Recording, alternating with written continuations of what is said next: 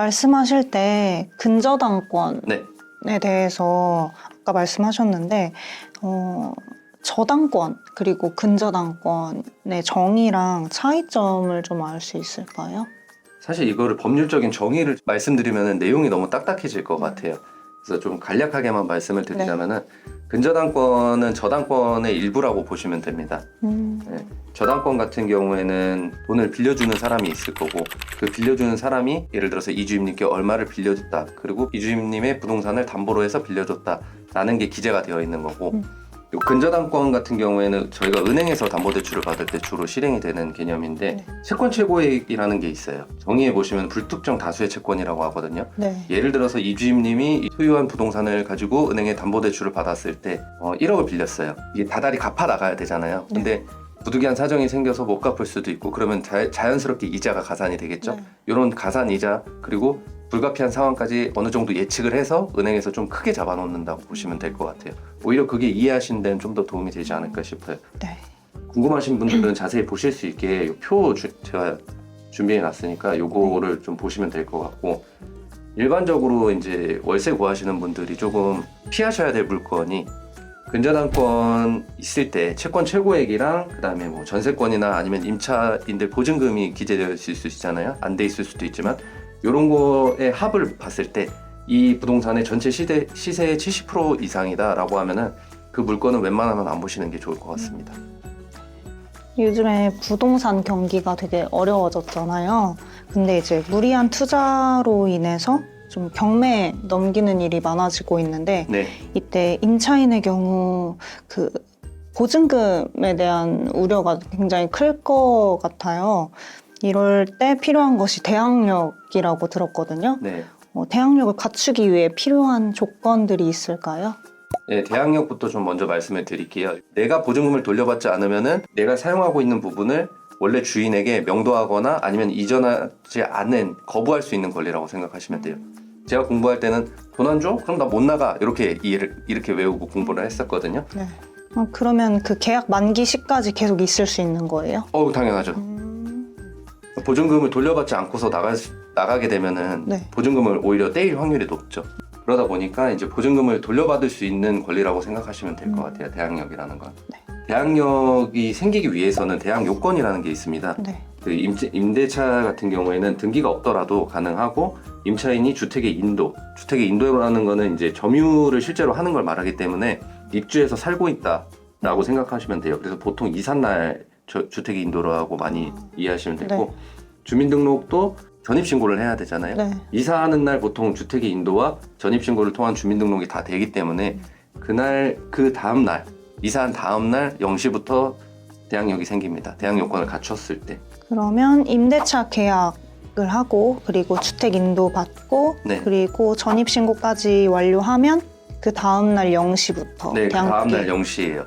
그 다음날 0시부터 대항력이 생기는 거죠? 이 대항력을 볼 때 대항력 이제 효력 발생이 다음날 0시다 보니까 좀 많이 중요하게 생각하는 게 저는 거래를 할 때 고객님들께도 말씀을 드려요. 등기부등본을 계약할 때도 확인을 하고 입주할 때도 확인을 해요.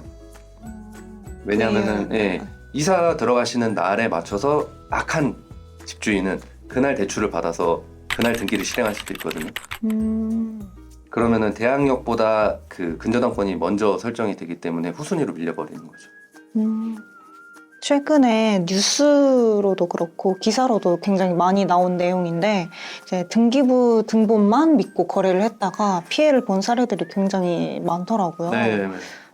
그럴 경우에 이걸 구제받을 수 있는 방법이 있는지 솔직히 이게 믿을 수 있는 서류인지도 의심이 가거든요. 사실 등기부를 믿고 거래를 했다가 피해를 받으시는 분도 있을 수는 있어요. 왕왕 있습니다. 저도 기사를 보기도 하고. 근데 전체적인 비율로 보면은 아마 0.1%도 안 될 거예요. 그렇지만 저희가 이런 이야기를 하는 이유는 저도 사실 이거 중개사 공부하면서 굉장히 좀 아이러니했던 게 법원에서는 이 등기부의 공신력을 인정을 해주지 않아요. 공신력을 인정을 해주지 않는다는 거는 결론적으로는 우리 국민들이 부동산 소유 관계를 확인할 수 있는 자료는 보통 이제 토지대장이나 아니면 건축물대장 그리고 이 등기부가 가장 중요한 역할을 하고 있는데 이거를 믿고 거래한 사람들이 피해를 봤을 때 보호해주지 않는다는 게 공신력을 인정하지 않는다는 의미이기도 하고요.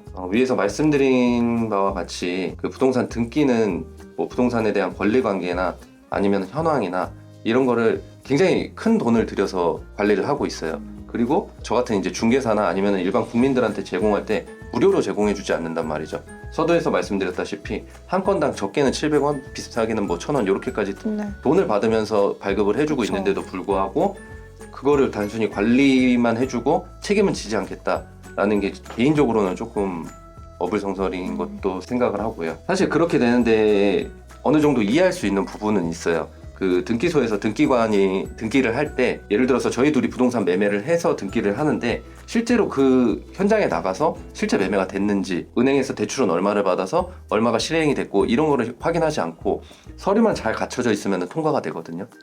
그런 점을 악용을 해서 뭐 허위로 은행에다가 근저당권 말소 서류를 다 위조를 해서 꺼뜨리고 이제 근저당권을 깨끗하게 한 상태에서 거래를 한다던가 네. 이런 부분은 있을 수 있죠. 뭐 약간의 팁을 드리자면은 매도인이나 아니면은 임대인의 동의가 필요한 일이기는 해요. 근데 계약서를 쓸 때 특약사항에 이런 내용이 좀 들어가도 좋죠. 뭐 첫 번째, 우리가 이 등기부를 기본으로 해서 권리관계를 파악했다. 만약에 이게 문제가 생기면은 이제 매도인이나 아니면 임대인이 책임을 져야 된다라는 특약이 들어가면 좋죠. 근데 요거는 절대적으로 임대인들이 써주지 않을, 거의 네. 안 써줄 것 같아요. 이게 사실 내가 잘못이 없더라도 내가 뭔가를 100% 책임져야 된다는 생각을 하면은 써주기가 좀 쉽지 않거든요. 네. 그래서 좋은 임대인이나 좋은 매도인을 만나면은 이런 걸 써주시면 좋고요. 그렇지 않으면은 이제 저희가 전세를 들어갈 때 네. 전세보증보험이라는 게 있잖아요.